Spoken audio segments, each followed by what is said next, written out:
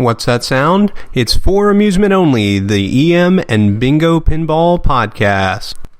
Welcome back to For Amusement Only. This is Nick Baldridge.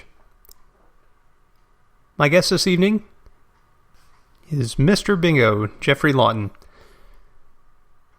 I've interviewed Jeffrey before in an earlier episode, and he is well known as a master repairman. He is also the author of 2 different Bingo Pinball books. The only Bingo Pinball books, in fact, that I know of. They're both excellent reads. Bally Bingo Pinball Machines is the first, and it details every game that Bally made. And then the Bingo Pinball War, Bally versus United. Now this details each of the games that both Bally and United made during the years that they competed fiercely for the bingo business. Both of these books are excellent, have a large number of photographs, copies of flyers, information, historical trivia. They're just wealths of knowledge. Jeffrey is also a big supporter of the York Show. He's there every year. And it's been my great pleasure to see him there each year with games. These fascinating machines, which up until fairly recently I didn't know existed. So, without further ado, let's go to the interview. Hi, Jeffrey. How are you? I'm fine, Nick. Good to talk to you again. Nice to talk to you.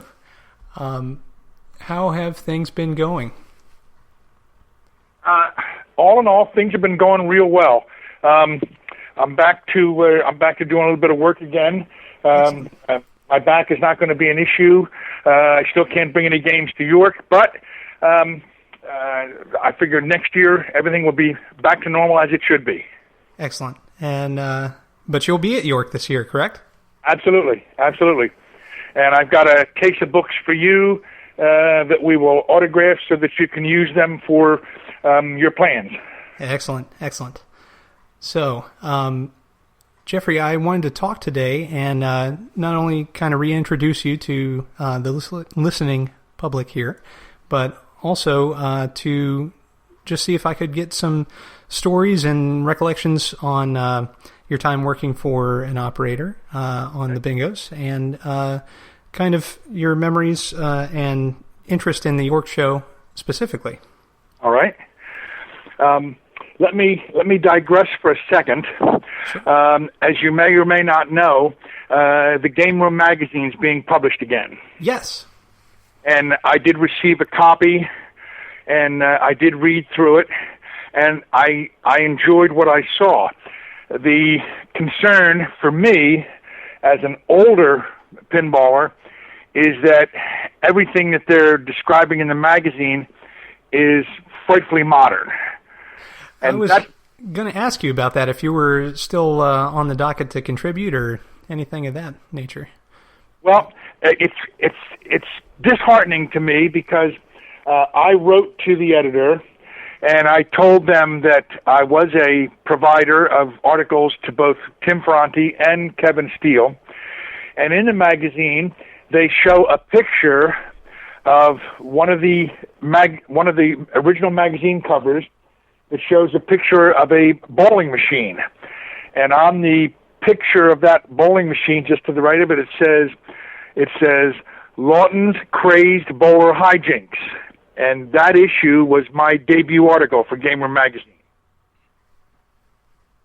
And it talked about a jumbo bowler. And I mentioned that only because I wrote to the editors and I said, I'm sure that Kevin Steele has in his archives some information about my articles, and if you want to go through them and use any of them, you're more than welcome to do that. I seriously doubt that they will, only because it just seems like more and more people aren't really interested in the non-digital repair work that goes into pinballs like our bingo games. Yeah.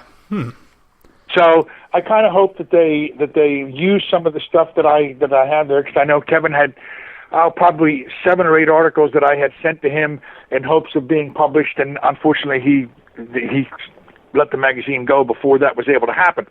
But who knows? Maybe some of the older material would come out again. I would like to see personally some of my own material published. I would like to see some information by Bob Herbison, who's a very serious collector of flipper games in the Texas area, and I always enjoyed Bruce's stories in Pin Game Journal that Jim Shelburne used to publish. Mm-hmm. Bruce Moyer, right? And of course, Bruce Moyer is a legacy member of the York Show. He goes every year, just as I go every year. Mm-hmm. And he is a similar wealth of knowledge. Yes. You guys are both really fun to talk to, and especially when you're together. So that's one of the many things that attracts me to York is not just the fact that you're so committed that you bring bingos every year, but also that I get to meet and interact and play games from all these people that I've read their names in print for a long time or heard discussed, in collector circles. But it's great to be able to talk with you in person. Well, I only have experience with two shows, personal experience, and that's, of course, the York Show. Now, excuse me, 3 shows, my error.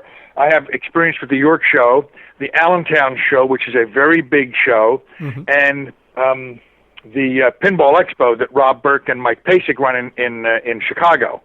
Okay. And all 3 shows are excellent for pinball, but York has something that the other 2 don't have, and that is that York has a much, much larger diversity of games. You'll see antique flipper games at the York Show that you will not see in Allentown or Pinball Expo. Mm-hmm. And that's refreshing. You will see very, very few bingo machines at either York or Pinball Expo, unless somebody like you or I goes and attends the show and brings some with us. Mm-hmm.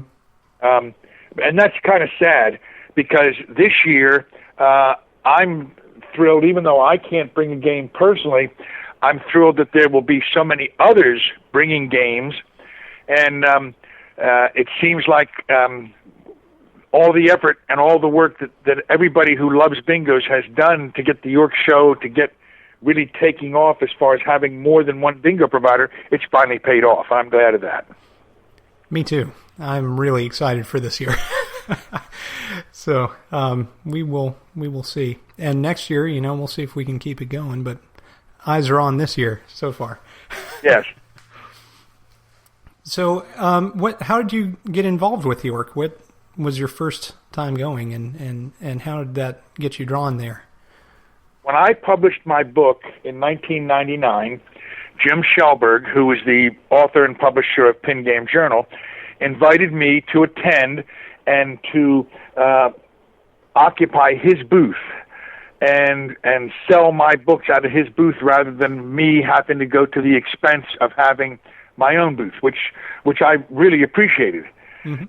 And that Pinball Expo, that 1999 Pinball Expo, was a great success for me. It was especially humorous because I didn't bring enough books, because I didn't expect it to be as big a success as it was. And when they had their authors table, they still do that in Pinball Expo every year, where anybody who's there who's an author, they sit down and people can get autographs. And I went to Steve Young, who was Pinball Resource, who had a booth at Pinball Expo at that time, and I asked him if he had brought any of my books, and he said yes, he had a case. I said, well, give me the case, and let me take it with me, because this way, if people come up and they want my autograph and they don't have a book, I'll sell one of your books to them, autograph it, and it'll work out. And I was able to sell all of Steve Young's books at that autograph signing. He was thrilled to death, obviously. Who wouldn't because be? He said to me the same thing that I thought, and it was wrong. He said, I thought I would bring these books and they would just sit here and nobody would buy them. He says, I can't believe that you sold the whole case. And we actually sold, I sold my case, I sold his case, and I think Schellberg had brought some copies along, and I sold his too. So I sold a fairly good number in that day at Pinball Expo. Now, fast forward, and I get a call from a fellow named Bill Dahl, and people who are old timers in the bingo industry and the bingo hobby from the East Coast will know Bill Dahl. His email was Turf King. I forget whether he's with AOL or Microsoft or whatever, but his email was Turf King, and he was, a fairly well-known pinball hobbyist who supported bingos, and he was very active in the York show in the early days between 1998 and 2000. And he invited me to come to the 2000 show and offered me a booth free of charge, and offered me free admission if I would bring books to sell, and if I would be willing to talk to people, and if possible, if I could bring a game or two. And that was in the year 2000, and that's how it started, and I've been going ever since. Wow, okay. And so have you always brought 2 games to the show? No, sometimes I brought 3. Wow. There were 2 years that I actually brought 3 games, and that got to be too much of an effort. I try to bring 2 every year. Unfortunately, this year, since I hurt my back, I'm not bringing any, but hopefully next year, I did get a clean bill of health on my back, so next year I should be able to get back to where I can start bringing 2 games again. And I really enjoy bringing a couple of games because people, actually, over the years, people look forward to seeing what it is that I'm going to bring, because I never usually bring the same game twice. Now, unfortunately, my stock of games is dwindling, but I'm hoping that as I bring repeat games, it'll be enough years different that people won't remember, or they won't remember enough that they won't mind seeing the same game over again. There we go. And hopefully, we can coordinate, because I don't plan on not bringing a bingo after this year. So, maybe we can work it out so that we don't bring duplicates and all that. Yes. And I think what I want to do is in future years is maybe bring some games out of my collection that I don't plan on selling, but that people can enjoy. Yeah. Like, for instance, I have a Circus Queen. I've never brought Circus Queen to the game, but the Circus Queen is an interesting story because, and I wrote about it in my book, but I'll highlight it. A gentleman wanted to have it repaired, and it was on the back of his truck, and when I saw it, I made him a cash offer for the game on the spot. I said, I don't care if it works or not. And it was amazingly clean, and he said he didn't want to do that. So I loaded it in my garage, and I was going to start working on it. Before I could start working on it, the phone rings, and it's this man, and he said he's had second thoughts, and he wants to sell the game. And he wanted to know what I would offer him for it. And I said, well, what did I tell you I'd give you before? And he told me, and I said, okay. I said, that's what I'll still give you. He says, I really appreciate that. He says, I thought you might offer me less. I thought, well, why would I offer you less if the game is worth what I thought it was when you brought it? Why would I offer you less? Well, a lot of guys in this hobby, they know if they've got somebody over a barrel, they can maybe take advantage of them. And he says, I was afraid maybe you might do that. And I said, well, no. I said, it's a tempting thought, but if your game was worth what I said it was worth, it's still worth. And I sent him a check, repaired the game, and this Circus Queen, it's the only bingo I've ever seen in the 50-odd years that I've been doing this that has the original finish on the playfield. Really? Because it had literally had almost no use. It had been purchased by a Eagles club in Paris, Kentucky, and they had it on the floor for a period of time until Bobby Kennedy invoked the Johnson Act on bingo games, and everybody that had bingo games, especially owners like that were like owner-operators and had, one, maybe two games, but the loss of that game was critical, that they couldn't stand it. They took the games off the floor and they hid it away. This particular game stayed in the basement of this Eagles Hall from 1962, 63 until when I bought it in 1994. Wow. So it's amazing. And I've had a fair amount of nice bingos go through my collection, but nothing like this. And I did have a man offer me 5 times what I paid for it, and I explained to him, and this was the term I used in the book. I said, money comes and goes, but I said a game like this comes once in a lifetime, and I said that's why I'm not selling it. And and I still have that game in my collection today. That's great. Yeah, but it's a neat little story, and we play the game every week. I have gentlemen that come over. In fact, Wednesday night we play every Wednesday night. We get together and we play bingo, and we drink beer, and we eat pizza and popcorn, and we listen to old doo-wop songs on the radio, and we're 17, 18 years old all over again. It's very nice. That's cool. Makes me want to move up to your area. Or I need to spend more time with Steve. It's one or the other. Yeah. So, what did you end up bringing last year? You brought roller derby. I brought roller derby, and I brought Sun Valley. Sun Valley, yes. And Sun Valley that I brought, if you remember, had a broken back glass on it. Yes. And people played that game, and as they played it, after 3 or 4 games, they never noticed that back glass was broken. Mm-hmm. And I sold the roller derby to a man at York. He's bringing it back this year. He's written me and told me he's bringing it back this year to set up and play. So that game will be back. It just won't be back by me. It'll be back by the current owner. And the Sun Valley I sold to a man locally here, and I was able to find a back glass. I don't know if anybody else on the podcast is aware of this or not, but in St. Louis, a long-time bingo hobbyist, enthusiast, well-known aficionado in the hobby, a fellow named Dennis Dodel, is working with a man, and they're selling off an operator's entire warehouse of bingo games and bingo parts and back glasses. And I bought 2 Sun Valley back glass from him for the Sun Valley I had at the show and for my own personal Sun Valley. And I have a customer from Louisville who has a Sea Island. And he went to St. Louis and bought a Sea Island back glass for his game. And I have another customer friend here in Loveland, Ohio, which is near Cincinnati. And he drove out to St. Louis and bought 10 games and trucked them all back.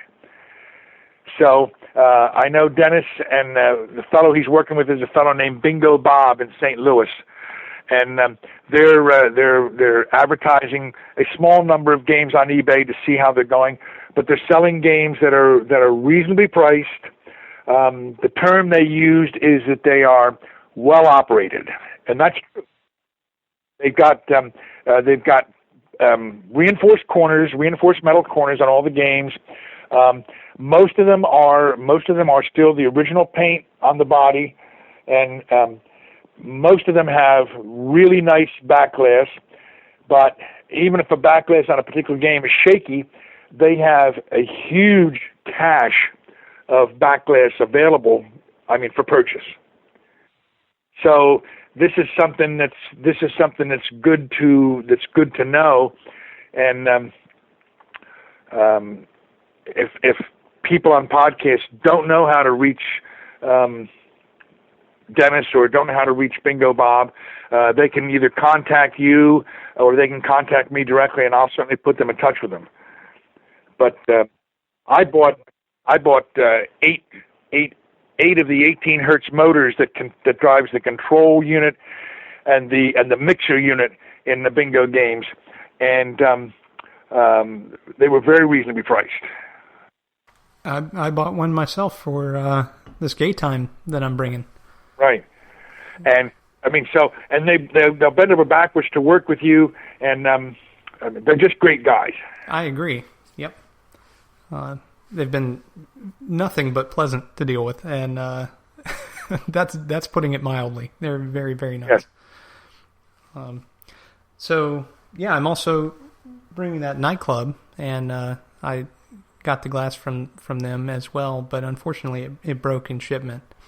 So it'll have a glued together glass, but it's playable, and it beats the heck out of the one that I had in there previously, where the operator had cut all of the verbiage off of the glass. Actually scraped it clean, Yeah, yeah. I had an interesting when I bought the Sun Valley back glass from Dennis. I had a Sun Valley back glass lined up with a gentleman named Dick Gerlitz out in Seattle, Washington, who was again a longtime bingo aficionado. In fact, Dick Gerlitz is selling bingo repair DVDs of how to repair your bingos, very similar to the DVDs that Alan Marriage is selling through Phil Hooper's website. And both of those DVD groupings are excellent for somebody who not only wants to learn from scratch, but also even knows a little bit about bingo repair and wants to increase and enhance their knowledge.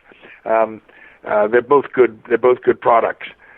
And when I realized that Dennis had a Sun Valley back glass, even though it wasn't an original back glass, it was so nice that I said, the difference between getting an original one from Seattle, Washington, and taking the chance on shipping versus driving to St. Louis and getting the back glass and driving back is a no-brainer. So I drove to St. Louis and got the back glass. Wow. Yeah. That's what I should have done.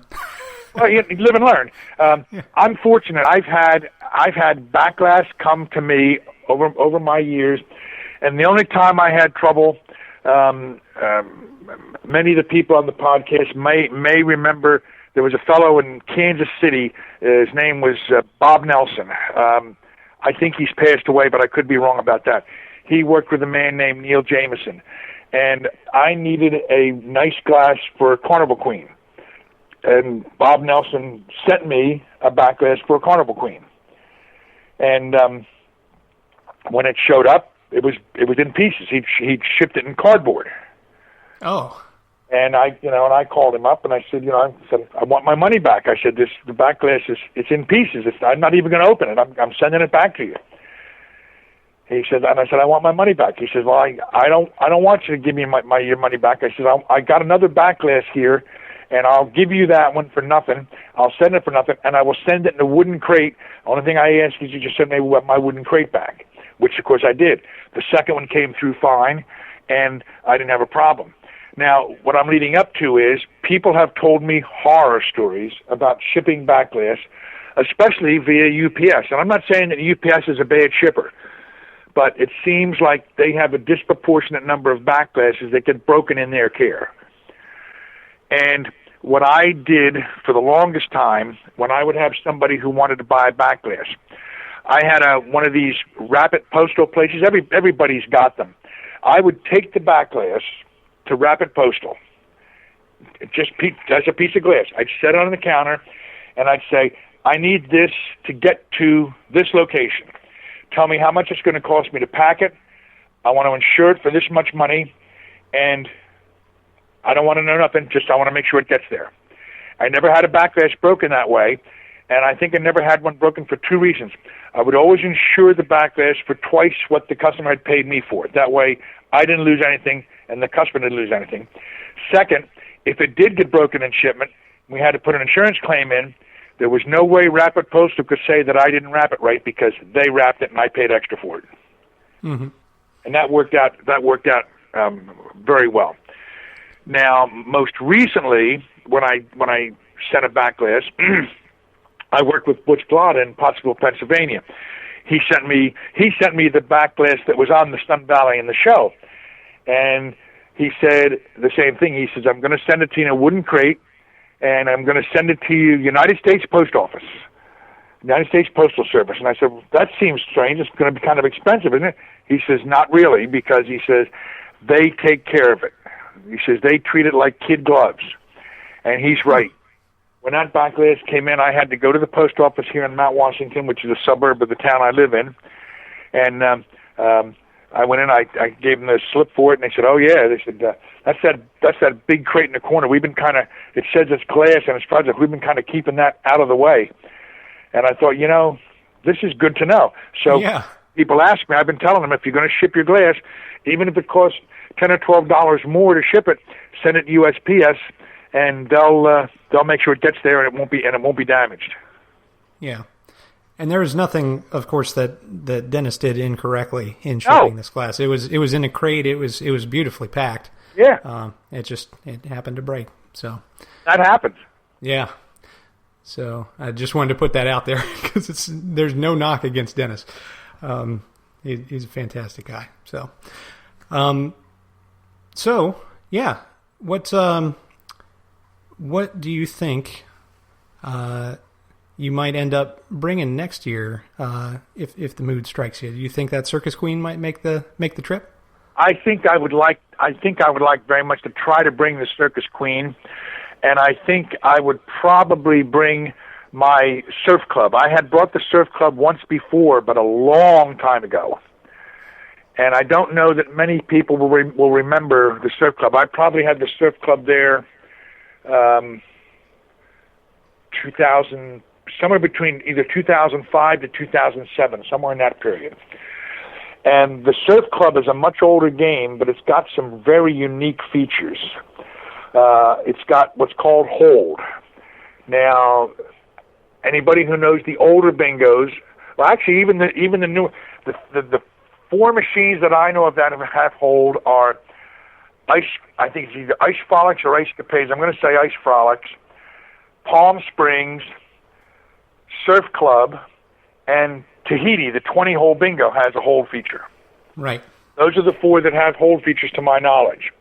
Mm-hmm. Now, Ice Frolics and Palm Springs have a single hold feature where you can hold odd or hold even one time. Palm Springs allows you to buy extra balls and play the extra balls before you use the hold feature. Surf Club does not.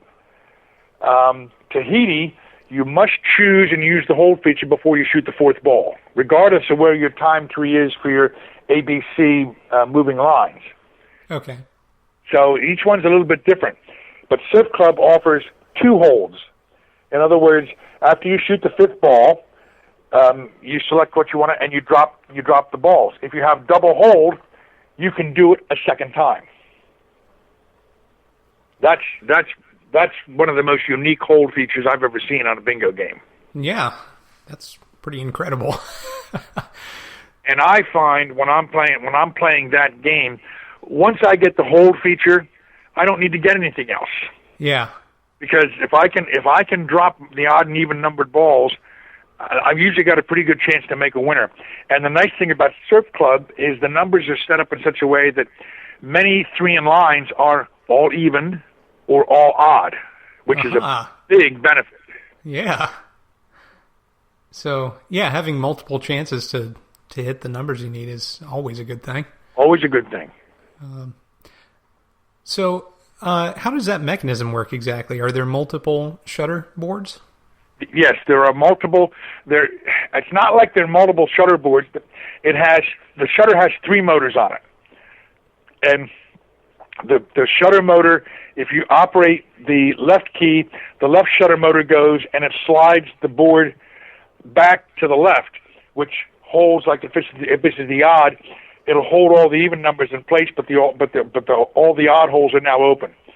And if you press the even, then it pulls to the left, and all the odd numbered holes are blocked, and the even number holes fall through. Huh. And that's a neat feature. And Yeah. I say it has 3 motors. And it may only have 2 motors, but it has the one normal reset motor, which pulls the whole board back and everything falls. And then it has either 1 or 2 secondary motors. And I'd actually have to go lift the playfield up and be sure. But there's at least one more motor that controls that feature. That's cool. It is cool. It's a nice feature. And it's relatively, mechanically wise, it's relatively trouble-free. You know, in all the years I've been working on bingos, I've never had a serious mechanical problem with a hold shutter mechanism on either Palm Springs or Surf Club. Now, I've never worked on an Ice Frolics. I don't know the mechanics of that game, but the Palm Springs and the Surf Club, which I am familiar with, never had a problem with the shutter mechanism for in lieu of with the hold. Very good. Yeah, one of the new in-box Tahitis that is prone to showing up every once in a while. Yes. Showed up on Charleston, South Carolina's Craigslist here recently. I was trying to convince someone to bring that to York. Have an unboxing party. But, yeah, it'd be neat to play one of those games because I have never played one of the ones that allows you to drop only certain balls. So, yeah. If I get a chance, if I'm able to bring games to show next year, which I have every expectation I will have the Surf Club there, and so you'll get a chance. Excellent. So, what are your feelings, just out of curiosity, about Gay Time? Do you like that? Go ahead. Do you like that machine and the Magic Pockets feature? I like the Magic Pockets feature. What I have found is that the Magic Pockets feature combined with other features like the moving lines, it's very difficult for people to know when they have a winner and when they don't. Mm-hmm.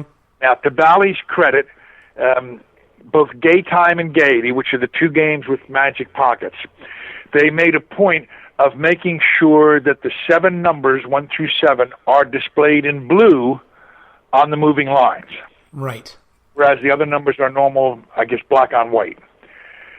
And you as a player have to be savvy enough to know that when you've got balls in the top row, that those balls can be positioned numerous places depending on if you have, in the case of Gay Time, 2 lines, 3 lines, or 4 lines lit for movement. Mm-hmm.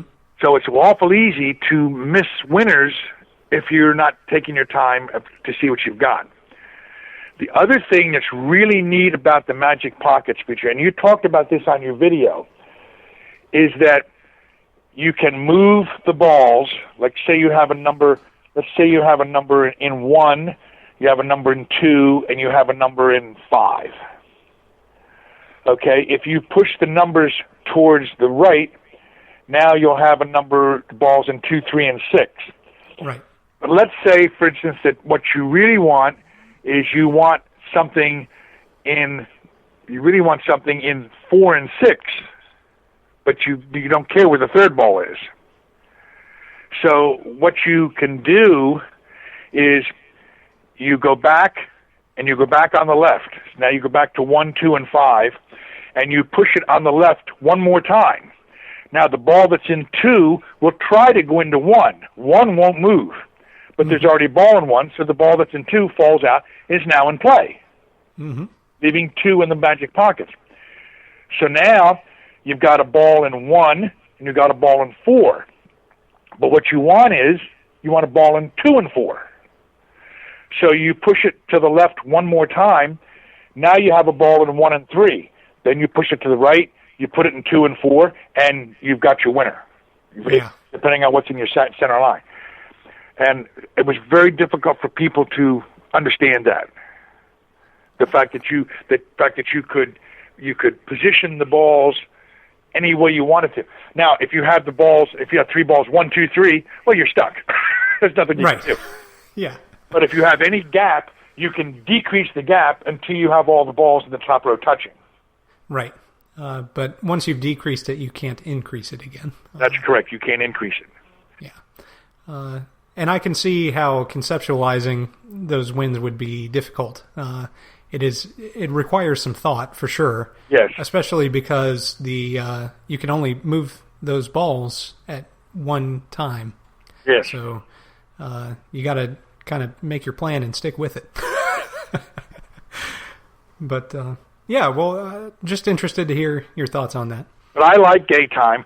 I like gay time for two other reasons. Actually, three other reasons. The first reason is you have 4 lines that you can move. That's good. Right. The second reason is that the 10 and the 25 spot are displayed on the back glass. Mm-hmm. So when the 10 and 25 spot, the back glass tells you that they're spotted. Unlike the sister game Gaiety, the 10 and 25 would spot, but there was nothing on the back glass to tell you that they were spotted. And oftentimes operators would come back and they would see somebody playing and they see 6 lights on the display board but only 5 balls. They think the game was broken. And the player would have to tell, they'd have to show them the scorecard and say, no, look, it's supposed to spot the 10 and 25. That's a feature. And, of course, the operator goes, well, it's not on the back glass. Well, yes, it is on the back glass. It's on the number. You're on the scorecard. It says it's supposed to do that. And sometimes the operator would say, well, all right, I'll let it go. Other times they would say, no, the machine's broken. They shut the machine off. Wow. So the repairman came in and said, no, it's actually supposed to work that way. Well, I can see why they added that text. The last thing that's neat about, but the third thing is that the daytime offers red and yellow 3 scores 4. Mm-hmm. That's a nice feature. That feature was expanded on Miami Beach, which came right after Gaytime, when they put the curtain on, and they added 3 scores 5 on the green panel, and that feature was fairly popular. The only other feature they had prior to that were games like Beach Club or Palm Springs, where they had the little 9-number card where 3 scores is 4. Right. But they didn't have panels where 3 scores is 4 on line moving games or corner moving games. Up until Sun Valley had the 3 scores 4 in the green panel in place of the Bally hole. Mm-hmm. And then all your Magic Screen games have the red and yellow super sections with 2 scores 3, 3 scores 4, 4 scores 5, etc. Right. And Acapulco actually increased where they added the super line, where 3 scores 4, 4 scores 5, and 5 scores super 5, because they had a 4th row of odds on that. And the last thing I like about Gaytime, if you look at the very last odds on Gaytime is 300, 380. Yeah. Now, what that means is that if you can get that odds lit, all you've got to do is make 4 in a row and you get the top score. Yeah. Which is a nice feature. Oh, yeah. If 3 scores 4 panel lit and you make 3 in a row when you've got the odds up that high, and you're fat like a rat in a cheese trap. Oh, yeah. Yep, that would make me very happy. But humorously enough, a lot of players would complain. I had seen, as a youngster, people playing Gaytime, and here's a guy, he's got 5 in a row. He's got 80, 300, 300. And he's complaining to the operator. He says, no, I got 5 in a row. I'm supposed to get 300 more. Oh. And the operator said, no, it doesn't say 600, it says 300. 300, yeah. It said, you're getting your 300 score. You don't have to make 5 in a row to get top score. That's what that's saying. Well. And I've had similar problems with Sun Valley. I remember at the show, I had a Sun Valley at the show, and this fellow's got 4 in a row in the green. Excuse me, he's got 3 in a row in the green. He's got his 480 scored. He had top odds. And he's going for extra ball. And I said, what are you going for extra ball for? He says, well, if I make 4 in a row in the green, he says, I'll get 600. I said, well, where does it say that? He says, well, up there, it says 3 scores 4, and 3 in the green scores 4. Yeah. Where does it say that 4 scores 5? Right. Does you mean if I get 4 in a row, I won't get 5 in a row score? I said, no, I'm sorry, you won't. Oh, damn. He says, that sucks. Yeah, that's just like on Gaytime, though. Yeah, same thing. Yep. Same exact thing. So, I guess that brings me to when you worked for an operator long ago, huh? Yes. What were some of the standout stories from that time for you? Were you the person that they were complaining to, or were you the guy coming in and doing the behind the scenes work, changing clutches and that kind of stuff? Or I was a repairman. Okay. When I worked for Frankie Mondello, Frankie was the repairman, and I was his assistant. So when I would go in and do shop work and whatnot for Frankie, I would go in and he'd say, "All right, Jeffrey, this Broadway is going to go out." He says, I want it cleaned up. I want it working good. I want it scoring right, and I want these particular pins pulled back.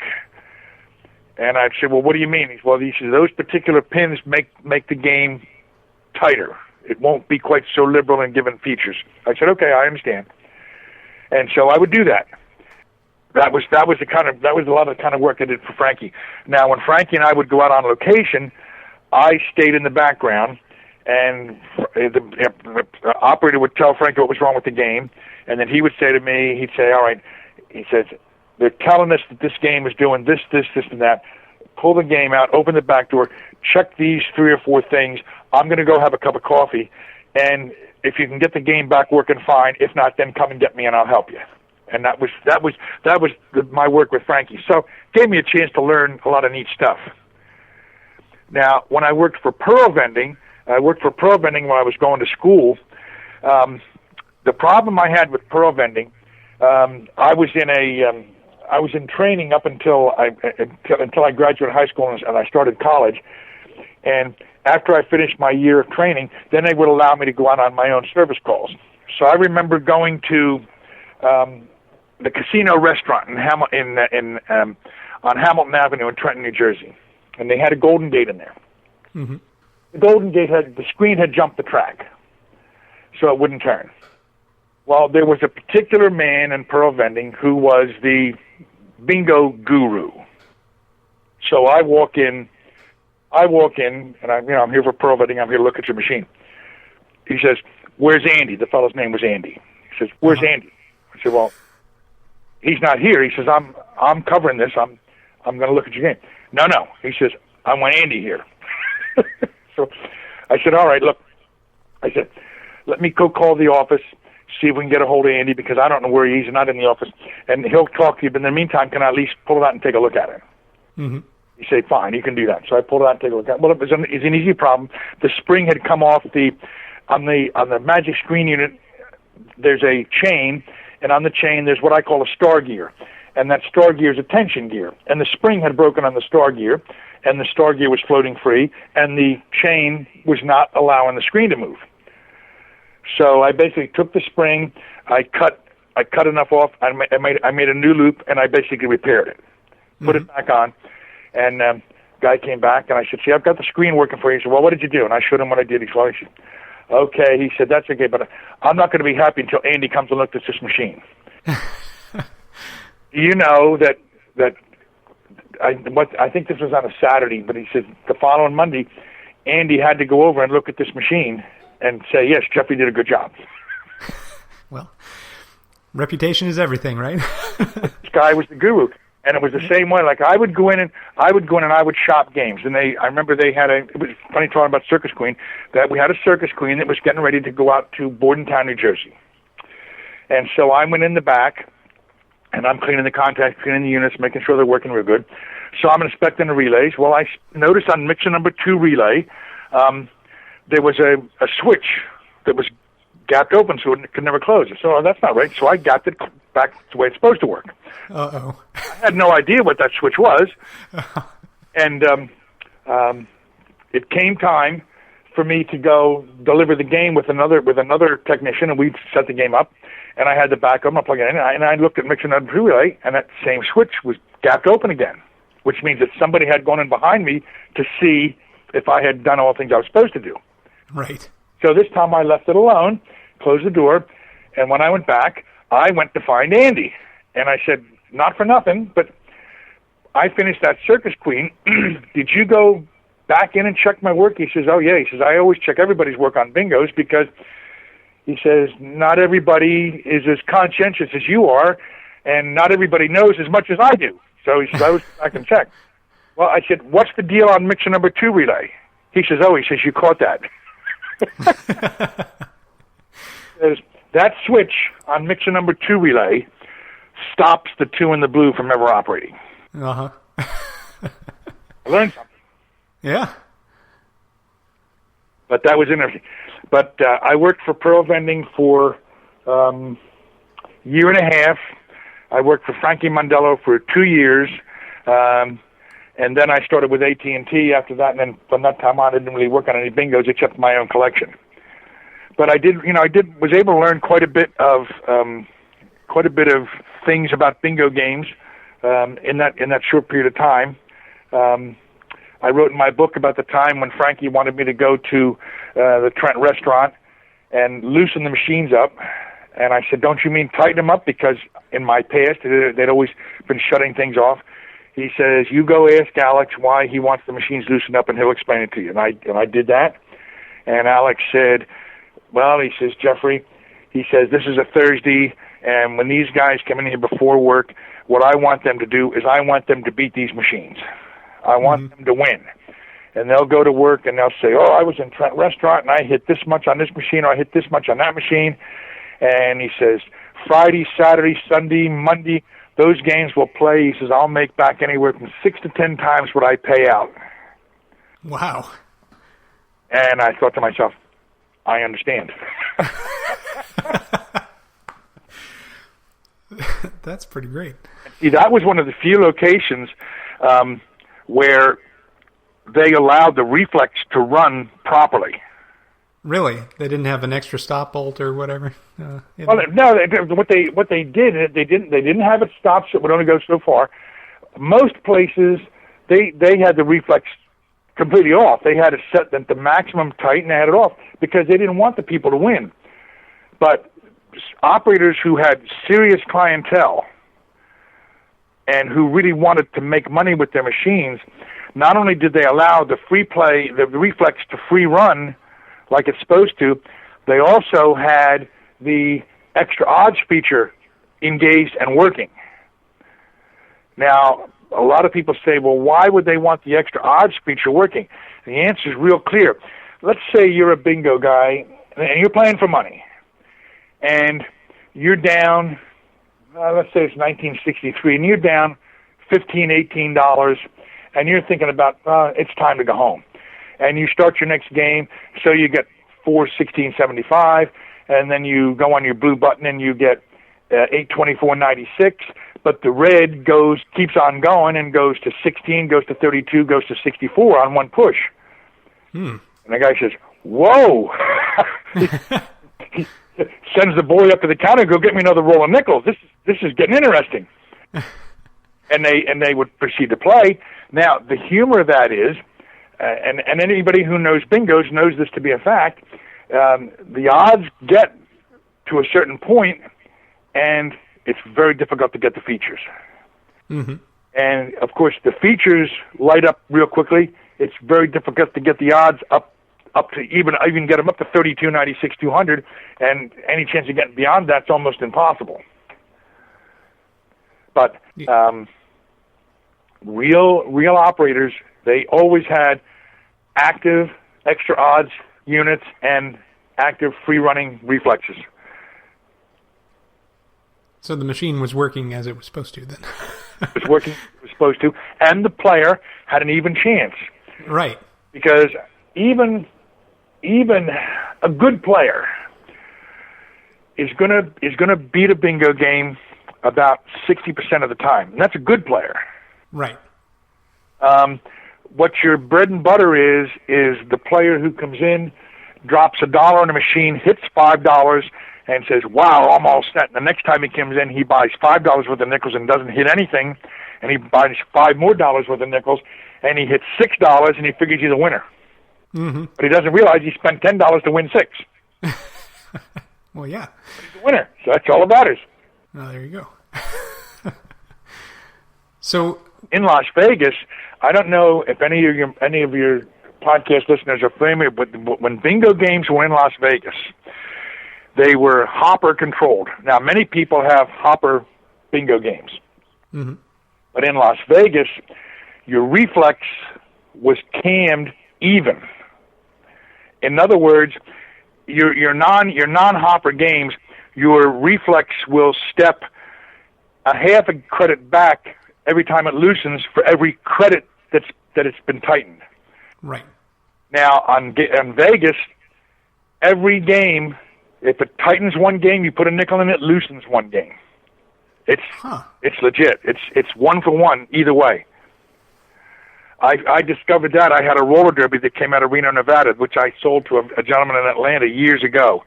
And I discovered, I was surprised at that. I looked at that reflex and I said, those gears are the same. And they were. They were the same gears. That's pretty interesting. So was that a ruling of the Gambling Commission, or? No, again, in Las Vegas, you always had to have a good payout, and the casino operators in Las Vegas knew that if you wanted people to keep coming back and you wanted people to play, you had to let them win once in a while. Right. And they won. Now, I don't know if the hopper games in Maryland worked that way, but I remember as a senior in high school, I played hopper bingo games in Greenwood Dairy in Maryland. I forget the name of the town, but I was playing a Silver Sales, and the extra odds was working. I don't know how the reflex, but I got an extra odds jump that put it up to 600 odds after about 7 or 8 nickels. Of course, I didn't get a chance at features, and I didn't make a winner, but I'll never forget that. Wow. Yeah, I'll have to take a look here closely at the next hopper game that I work on and see what the reflex ratio is. But yeah, I didn't look at that last time I worked on one. So. Well, most people wouldn't, because they don't concern themselves about that. Yeah, either it's working or it's not is really the approach exactly. that I take. Yeah, but yeah, very interesting. So, what was the most egregious tightening that you did at that operator that you were mentioning? Well, in the case what Frankie would do, depending on where the location was, he had an arcade down on Center Street in Trenton, New Jersey, and he had mostly his own older machines in there. And in there, he would let his reflex work, but where the reflex normally has, I think 5 or 6, I'm going to say 5 or 6 fingers, he'd have the first 2 fingers or 3 fingers lifted.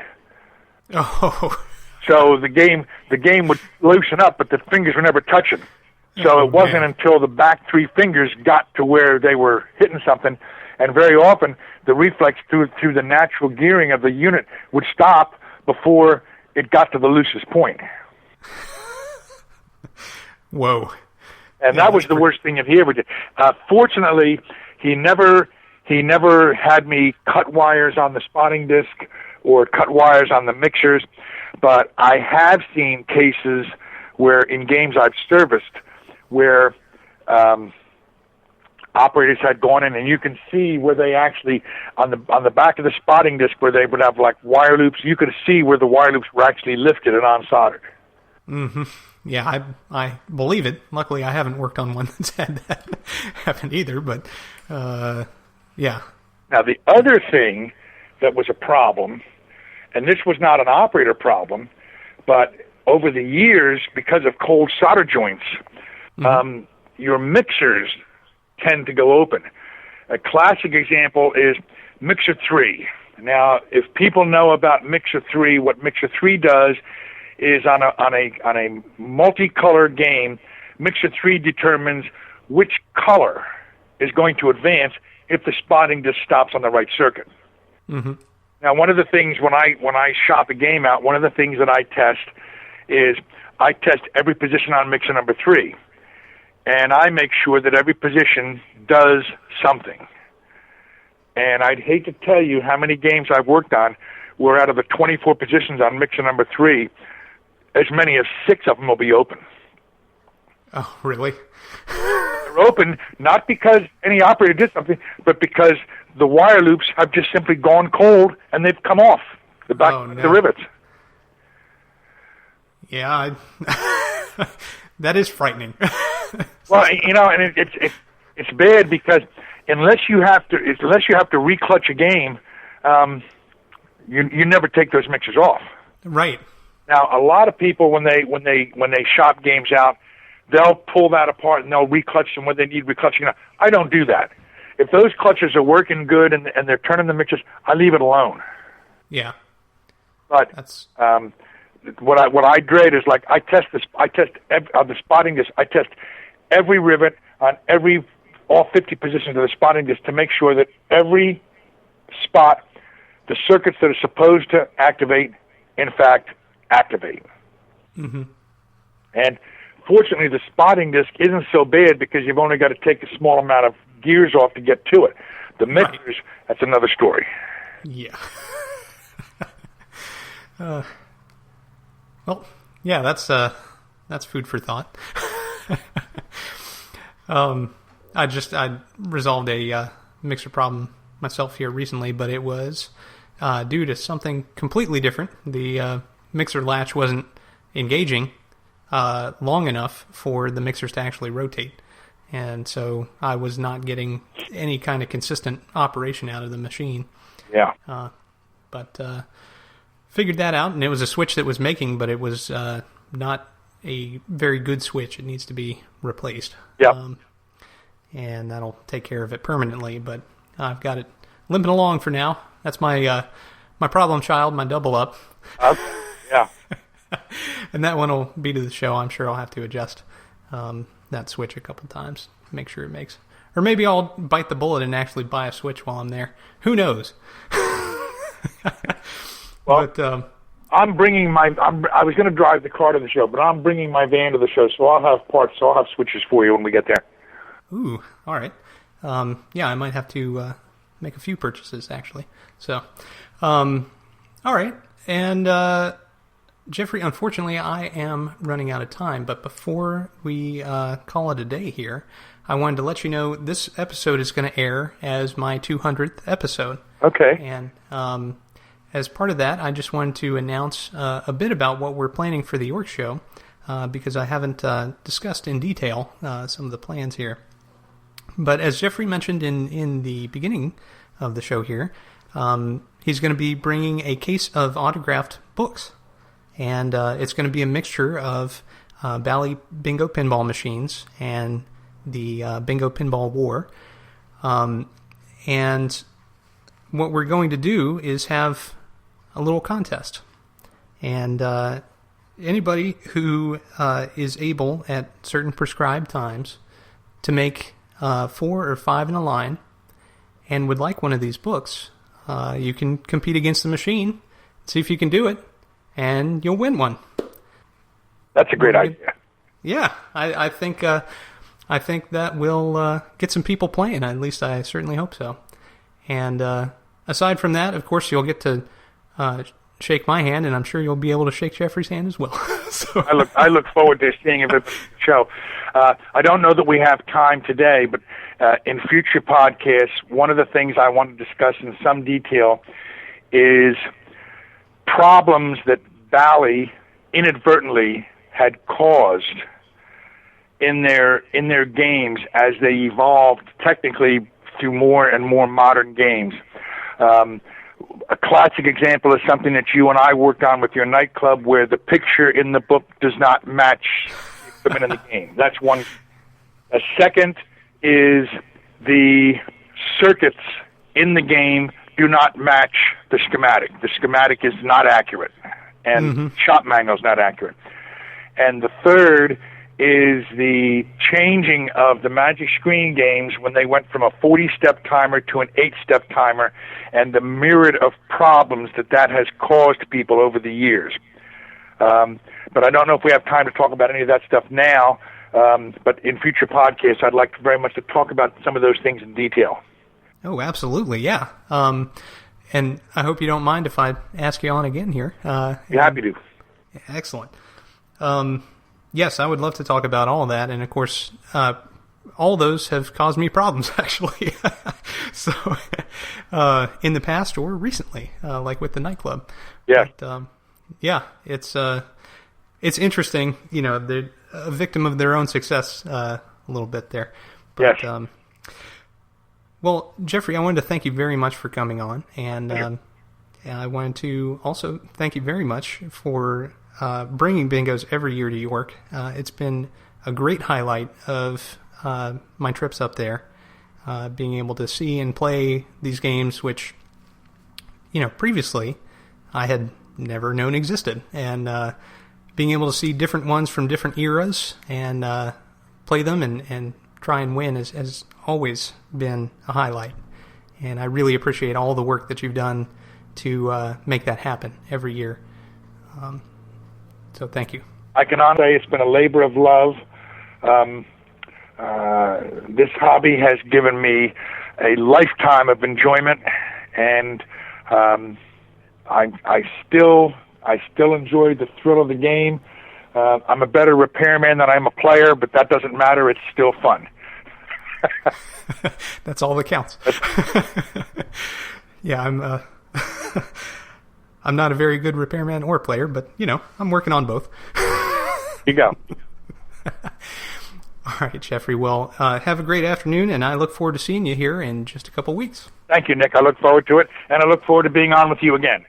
All right. Thanks very much. Yes, sir. All right. Bye-bye. Bye-bye.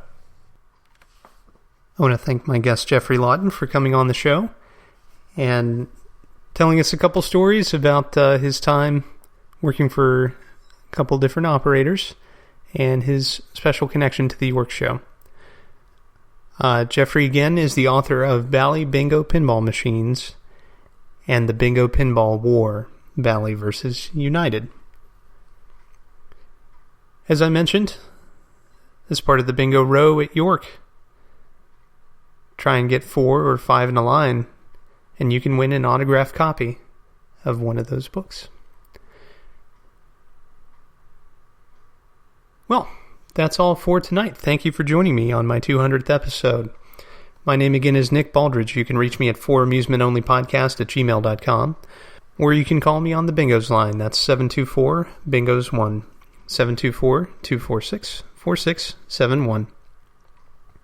You can listen to us on iTunes, Stitcher, Pocket Casts, via RSS, on Facebook, on Twitter at Bingo Podcast. You can follow me on Instagram at nbaldridge, or you can listen to us on our website, which is foramusementonly.libsyn.com. Thank you very much for listening, and I'll talk to you next time.